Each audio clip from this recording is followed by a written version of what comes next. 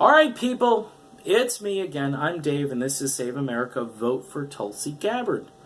Do you ever feel like you're all alone in this endeavor? Look, I know Tulsi's got an army out there, but she's really struggling for space, just media space. There's a guy on Twitter who responded to me and a friend of mine who I think started following me right after I started doing videos. It was almost instantaneous.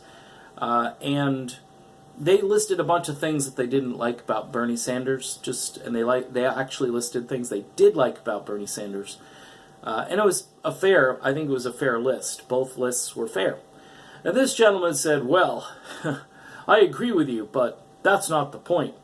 And they went off about Joe Biden, how, he's playing 3D chess, he's been a lawmaker for 40 years, and blah, blah, blah, and okay, so, and Rachel Maddow last night, apparently, $6.3 million Joe Biden raised on day one. And obviously the corporate candidate, I think they may forget about Mayor Pete, because I think they know that Mayor Pete was just a placeholder until they could get to, the big kahuna, which is Joe Biden. The media gearing up for a cage match between Trump and Biden. That's what this is about. They put Trump in there for ratings, and they're going to elevate Biden for ratings. It's going to be Biden against Trump, and that's going to be the greatest showdown in history, because Hillary, look, nobody really liked Hillary. Biden is probably a little bit more likable than Hillary Clinton. And I can say that. But likability doesn't mean... This has nothing to do, by the way, with policies. Nobody's talking policy. It's all, he needs to run because he's the guy, and... Okay, but what does he stand for? It's funny because, honestly, these people should be warming up to Donald Trump these days. But Trump is one of them. Trump is one of them. This is the sad part. While they're doing all this fake resistance, what? The stuff they don't like, the rhetoric, the supposed bigotry, all these things, okay, I'm not saying Trump isn't those things, but if you dig into the private lives of these people and some of the things that they've probably said and done over the years, you'd be hard-pressed to find, pure as the driven snow among them. You know what I mean? Tulsi Gabbard is really struggling for space on a very crowded stage. And it's a shame because she's got it going on. She had this interview with MSNBC yesterday. First half of the interview went great.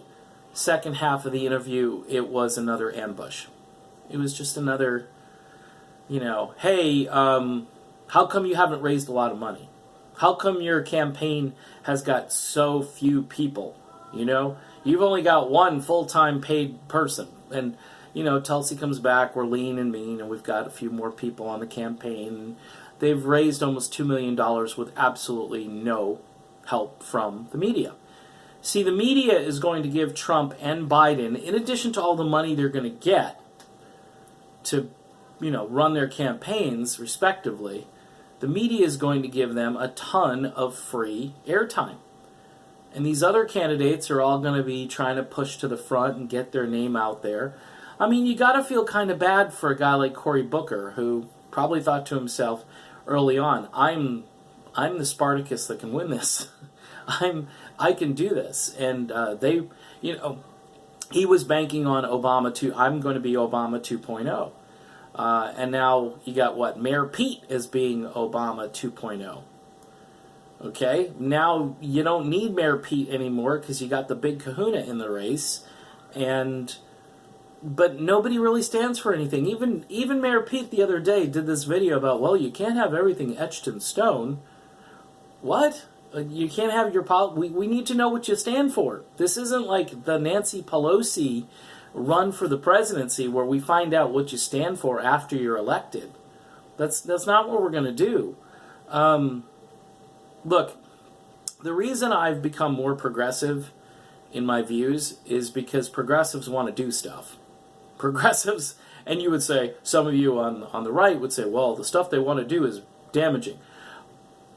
Interesting, because really the people on the right don't want to do anything. What's a proposal that people on the right have that is going to benefit the working class? Name one. Tax cuts? Look, the working class doesn't need any more tax cuts. What they need is better wages. They need more buying power is what they need. I mean, rents down here in Florida, like I keep telling people, and all over the country for that matter, but I see it and I go, $1,500 a month for that, you know? Just not too long ago, you could rent something for under $1,000, which was still, honestly, it's still a lot of money, you know? You're supposed to be able to make your rent on one paycheck. That's the philosophy, that you're supposed to have enough money in one paycheck to make your rent. Most people I know aren't making $1,400 or $1,500 a week, and that's take home. That's after taxes, okay? And yeah, most people, we don't pay a lot of taxes and we get the money back. That's the least the government can do for us, is give us our money back, because all they're doing with the money that they do take is fighting wars in other countries and spending trillions of dollars. Meanwhile, the infrastructure is crumbling. So how does Tulsi Gabbard get space? How does she get out of this and actually get space, not only on the debate stage, but just in this media-crazed environment where, you know, everybody is more concerned about the cage match than, say, Medicare for all? We need more people rising up.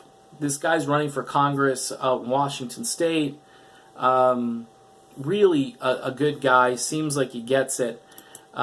See if I can find his Twitter. I'm kind of online now, but I probably will miss it. Yeah, Joshua Collins. I'll mention him in the video. Joshua Collins for Congress, and if anyone wants to send him this video just that he got a shout out, I'm sure he's doing better without me. He doesn't need me.